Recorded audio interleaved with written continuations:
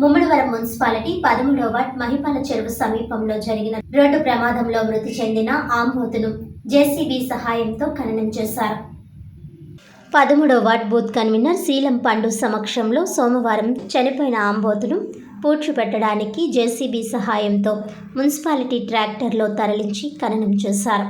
పలువురు స్థానికులు ఈ కార్యక్రమంలో పాల్గొన్నారు.